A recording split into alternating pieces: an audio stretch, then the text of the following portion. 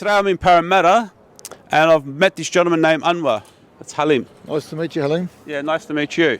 Okay, just what I'm here for is to ask you a few questions that I believe a lot of people are interested to know about you and what you believe in. So it's purely a few questions, and I'd just like you to tell the viewers what's going on, okay? Okay. Okay. So, can you just tell me what you're doing here today? Well, pretty much I'm out here clearing any misconceptions regarding Islam, because as you know, Islam has been portrayed as a demon cult or an evil religion or a violent religion, and I'm here to show people otherwise. Okay. And what goes on around the world, I've had this discussion with other people like yourself, what goes on in all these countries that Muslims are fighting Muslims, I've been told this is all propaganda and motivated externally. It's not really Muslim against Muslim. Can you be a bit more specific? Where? You're speaking about Syria? Oh, I'm talking about Tunisia, Libya, Egypt, Syria, Lebanon, Iraq, Pakistan, Afghanistan.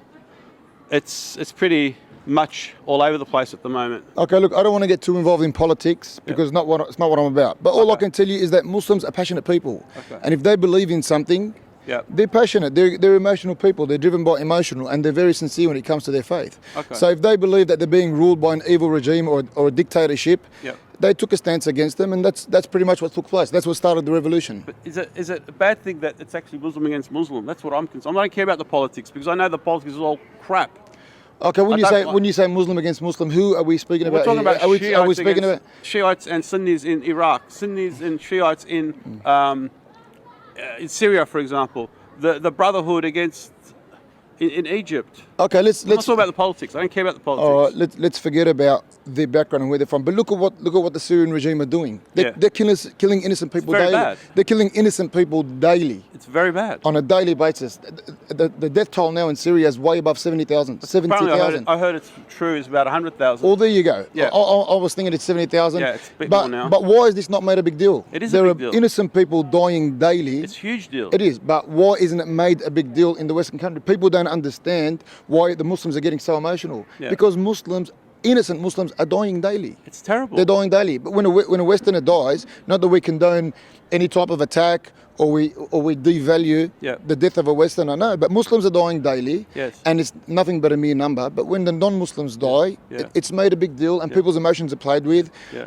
But my question was, it's Muslim killing Muslim. It's not Christians killing Muslims. It's not the Fijians killing Muslims. It's in Syria.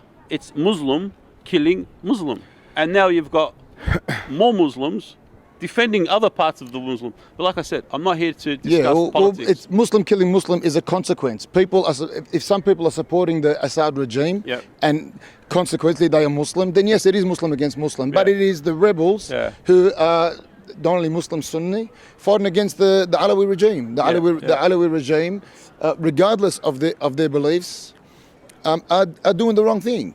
It's inhumane what they're doing. That's disgusting. Okay, next question is, when you come to Australia, like what I've discovered with other people I've spoken to, new Australians, they've said that Australians are very welcoming people. Do you think that? Do you believe that? Australians, as in the Anglo-Saxon Australia, the country? Yeah, it's and an unbelievable country where we have rights to build mosques, we build Islamic schools, we're allowed to pray our prayers. We're not restricted in any way. Yeah. So of course we Do you love and respect Australia? I love this country. Yeah, I reckon it's the best country to live in the world. It is. I think so too. One of the other questions is, a lot of young people I've spoken to who are very much into Islam believe that one day, and their goal is to turn this country into an Islamic state. Do you believe this? Is this part of what you're doing today? Well, no, definitely not. Well, when you say that they want to turn this country into an Islamic state, how? What's the process? What are they trying to do? Are they trying to invade the country? Are they trying to enforce their Sharia law? Yeah. They're not. What they say is they prefer Sharia law. Yeah. As a Muslim, we believe Sharia law is a sovereign law made by God. Okay. Okay, so the Muslim stance is, yes, we believe, it's our belief. And if any Muslim denies this, then he's denying the truth. We believe that Sharia law is God-made law. I know it sounds harsh when you speak about the chopping off of a hand if somebody steals, or the stoning to death if somebody commits adultery, but it was a system that worked. Yep. And since the system has been abolished for such a long time, as you know, look, alcohol, for example. Alcohol is the root of most evil. It's bad. Domestic violence, assaults, killings, attempted killings, and the list goes on. But in moderation, a glass of wine with dinner isn't so bad. But you believe that if one glass leads to another? Absolutely. I don't believe that. It's a fact. It's a fact. It's a fact. One glass will lead to another. Even if you just do have the one glass, sure, alcohol does have some advantages, but it also has some disadvantages. Some side effects. All right, and the disadvantages definitely outweigh the advantages. Yeah, well, that's fair enough. Why is it that in some countries, Christianity is not, or for example, Christians and Jews, we're not welcome in certain Islamic countries, but yet Muslims want to be accepted in all over the world, like Australia, in the UK, Europe, America. Can you name me one country in the world, Muslim country, that doesn't accept non-Muslims? Name me one. That doesn't accept non-Muslims? Saudi Arabia. That's not true. You can't have a church in Saudi Arabia. You can't wear a cross in Saudi Arabia. Can you have a mosque in the Vatican? No. You can't, because that's the law of the country, the Vatican City. That's their law.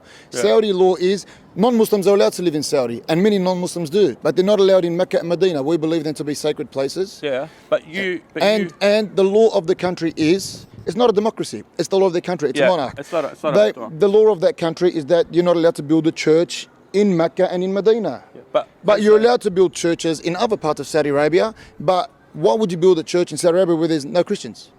It's pointless. Well, you've got employees, you've got people who work there who run. Okay, if they want to build a church, let it go through the system and they can build a church. They're just not allowed to in Mecca and Medina. The same way the Muslims are not allowed to build a mosque in the Vatican. No, apparently you can't build a church in all of the kingdom of Saudi Arabia. So, for example, the people who work there, the patriarchs who are building the oil companies and run, there's a lot of foreigners. Look, as far as I know, I could be wrong. It's only Mecca and Medina that you're not allowed. No. But there are the population of the Christians are minute in number. Yeah, fair enough. So there really is no point of building a church there. And if they want it, it's got to go through the system. You mentioned the Vatican and Rome. As a human being, you're actually allowed to go to Rome. You're allowed to go to the Vatican. You're allowed to go into our churches. But me as a Christian, I'm actually not even allowed to step foot into the Medina or Mecca, which is. Do you want to go to Mecca and Medina? Would I like to? Yeah. Not really, but. So what's the point? But if anybody does want to go to Mecca and Medina, it's very simple. Yeah. All you have to do is become a Muslim, and then you're welcome into the country. You're welcome into the cities. Okay, that's a fair deal. So I got to convert to go see the Grand Mosque. You got to accept Islam. And look, if you look at Islam, if you look at Islam properly through the teachings of Islam, through the correct sources, meaning the Qu'ran and the proper teachings of our Prophet Muhammad, peace be upon him, it's the purest of faiths. Is it? There's no other faith in the world that teaches the oneness and the uniqueness of God the way Islam does. Okay. And we can talk about that, but that's going to go on for another hour, so I don't want to get off the topic. I'm here to listen to your opinions and your theory, and that's so fine. If you want to go to Mecca and Medina, you become a Muslim. I don't want to become a Muslim. You don't have to. We're speaking in general. Yeah. Maybe to your listeners. Yeah. If people are genuinely concerned and want to know why they can't go to Mecca and Medina, you can. You can. Become a Muslim and you can. Okay. But you have to convert. But you, as a Muslim, you are welcome to go to the 16th chapel. You're allowed to go to Rome. You're allowed to go to the Vatican. But we can't do that with you guys. That's right. That's it. That's right. Okay. Full stop. Full stop. Okay. That's how it is. That's the system. That's the law. That's it. That's all we wanted to say. Last week, there was a 60 Minutes journalist that went into the streets of Sydney and asked a couple of guys who had beards like yourself, who believed in Islam. I don't know if they're the same group of guys that you associate with, but they said that the guy that got hacked or murdered in London, the soldier, was a dog. Can I ask you about that, or something you don't want to discuss with me? No, I don't have a problem. What do you want to ask me? What do I think? Yeah, of that whole thing. How do you think that, when did that guy said that, how do you think the Australian people Okay. And the international community look at this guy and say, this guy with a beard thinks this guy was a dog. Now you've got a beard and you believe in Islam. They might think that you're the same. Is that what you think? Okay, I think it was absolute stupidity for this person to call that British soldier a dog. It's stupidity. It was so unintelligent, I can't believe that Channel 9 even aired it. Okay. That's for one. That's stupidity. Yep. Secondly, do you think that Liz Hayes approached those young men and those young men only in Lakemba? I don't know. You don't know? No. I actually never thought of it. I reckon that Channel 9 went looking for young gangster-looking type hoodlums who look gangster like type, Islamist-looking gangster. Well, that's their choice. You know, they choose to dress like that. It's not what Islam teaches. I choose to dress like this. It's not what Islam teaches, but it doesn't forbid it also. I'm comfortable in this clothing. I was born and raised in Australia. I choose to dress like this. Were you born here? I was born in Australia, yeah. Okay. I'm an Aussie. You're an Aussie. Sorry. I guarantee you, they would have brushed through the streets of Lakemba until they found 3 young guys who are not so intelligent, and then they interviewed them, and that was the only thing they aired. But I'm pretty sure they would have spoken to some intelligent people and got different responses. That's not what they wanted. They wanted controversy, they wanted ratings, and that's what they got. Okay. Is there anyone going to go out and see these guys and say to these guys, you know what, guys, you're actually embarrassing us. Why would you do that? You're making you look bad because you look the same. Yeah, I understand. I'm only asking you for your own sake, not for. There's no benefit for me. Firstly, I'm pretty sure that the Islamic leaders would have done such a thing. Yeah. The Islamic leaders should have pulled them up, and if they didn't pull him up, then it's wrong on their behalf. For the commoner like myself to go and pull him up, if I sit in the street, I probably will have a chat to him. Oh, you would? I probably would have a chat to him, but I don't know the guy. Okay. And I won't go out of my way looking for him either. Okay. But at the same time, I hope that the Australian people are not naive and not narrow-minded to think that this is Islam. And I'm pretty sure the majority of people that have any type of understanding will know that this is not Islam. And if there are a few people who think that this is Islam, please open your mind and seek some proper knowledge regarding Islam. Well, this is why I'm talking to you and giving you opportunity to express these thoughts and educate people on what you think is right and what is wrong. A lot of people think there's a lot of wrong in Islam, and that's just how it is. And people say it's the media that caused this. It's the Jews that did it. It's Halim, the Americans that did it. Can I ask you a question? You can ask me a question. How many Muslims have you approached and asked them what Islam really is? I've asked a few personally. Okay. I have. And do you still see Islam as this evil religion, as this violent religion? No. I actually, after speaking to these Muslims. Okay. I have an opinion. It's my interview now. Keep it short. Go on. Okay. I have an opinion, and I believe there's two. And I don't want your opinion. After speaking to Muslims and asking them about the real Islam. Okay, I'm going to answer your question. Go. Okay. I think there's two sides to Islam. I think there's a very humble, very nice side of it. Then I think there's an extreme side of it, and I don't think you can deny that.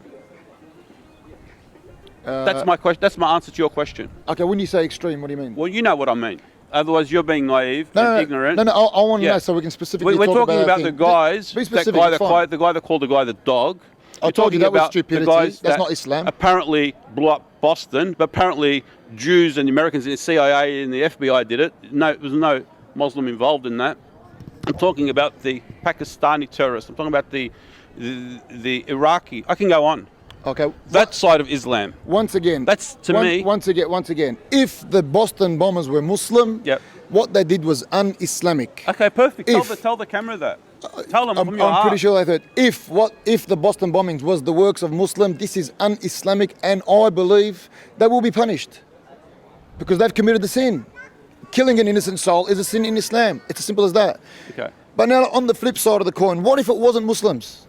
There's too much discrepancies surrounding the whole incident. I don't know. All there is. I don't believe that it was the Muslims that did that. Who did I personally believe. We won't get into that because we can talk about that for another. Okay, I don't believe it was them. And look, if you go to the internet and Google it or YouTube it, you'll find many stories regarding the Boston bombings. That and the Islamic extremists in Pakistan and all that. Once again, the actions of the Muslims isn't Islam because people make mistakes. As Muslims, we believe that all human beings are sinners. Nobody's perfect. Okay. But if you have any doubts about Islam or you have any questions about Islam, Go to the correct sources. Go to the Qu'ran. Go to the teachings of our Prophet. Go to a Muslim with some type of knowledge and ask him. I'm not speaking to you. I know you've done that. Yeah. But generally speaking, don't look at the actions of the Muslims and think that this is Islam. Go back to Islam and ask the question. I'll tell you like this. If your car needs repairs, would you take it to a florist? Would you take it to a butcher? No. No, because they're not specialists in the field of automotives. No. But you'll take it to a mechanic. Yes. It's appropriate. Yeah. The same thing with Islam. Why would you take your knowledge regarding Islam from people who don't know Islam? Like the media. Go to the Muslims. Go to the original sources and get your information from there. That's the advice I have to say for people who still don't know Islam and still think that Islam is extremist religion. Okay, so at the end of the day, this is what this whole thing is about. For you to tell the public what it's all about. That's all it is. No, I appreciate this opportunity. Yeah, that's all it is. I'm not here if I did sound a little bit emotional or defensive, I'm an emotional type of guy, and I love Islam. I love my religion, and I hate it when Islam is perceived as a violent religion or as an extremist religion, because it's not. Yeah. I just wish that people would view Islam the way it really is, according to the correct teachings of our beloved Prophet, peace be upon him. Okay, that's fair enough. But do you think that the Muslims, I don't know if we can agree on that, the Muslims that are giving Islam a bad name, don't you think they need to be worked on to stop giving you, a good Muslim, a bad name? I think that's quite clear. Yeah, no, I understand. Do you think that is a goal for the Hajjs around the world and the high what do you call the guys? The scholars. The scholars. Do you think that they should be on, people like yourself, shouldn't you be on a mission to stop these people from destroying your holy, peaceful, fantastic religion? I understand the question. I understand. I think that this is in the process. It's in the process. It's not a quick fix. It's not something we can fix overnight. All right, that's it. Okay. Okay. The last question is: Can Islam live alongside with Christians and Jews, or do you think it should eventually be all a world of Islam, Islamic world? Well, throughout the history of Islam, you just have to look as far back as Spain. The Christians and the Jews, while living under Islamic law, had more rights than they ever did. Yep. The Christians and the Jews had safe haven, living under the Islamic rule. Yep. So this is what Islam does. Yep. It's a just religion. Yep. And we're supposed to live side by side with the Christians and Jews. In the time of our Prophet Muhammad, peace be upon him, they lived alongside the Christians and the Jews, and they had their rights the same way any Muslim did. Okay. So it just happens to be today's society or modern society that we're living in a rough time. Don't like Jews and Americans. It's not that they don't like them as individual people, but they don't like what is happening overseas. Yep. And unfortunately, the Zionists are behind most of this. Okay, fair enough. And do you have any other passions and hobbies other than doing this? Other than doing this? Yeah. Of course, yeah. Like what? I love my sport. Like footy? I played rugby league growing up. I still play Ostec till today. Yep. I play tennis. So sport is definitely a hobby of mine. Yep. I have a family. You have a family? Married with 5 children. Oh, beautiful. Love them to death. Yes, they're a big part of my life. Yep. So yeah, I live an absolutely normal life. Yeah. Sure, I have a beard. Sure, I'm a Muslim. Sure, I preach Islam. Yep. But if that's extremism, then I'm extremist. That's all I'm doing. Okay. And well, that's look, I think you've answered all the questions, and I think you've given a different perspective to people watching someone like yourself speak honestly from the heart for the first time. I think you've given them a complete new perspective on the subject. I hope so. And once again, if I did sound a little bit emotional or defensive, it's only because I am an emotional type of guy. Yep. And if I said anything correct, it's from Allah Almighty. If I said anything wrong, it's from the evil works of Satan. All right. Thank you very much for your time. You're welcome, Halim. Pleasure. Thank you very much. Thank you very much. Thanks, thank you. No worries. All right.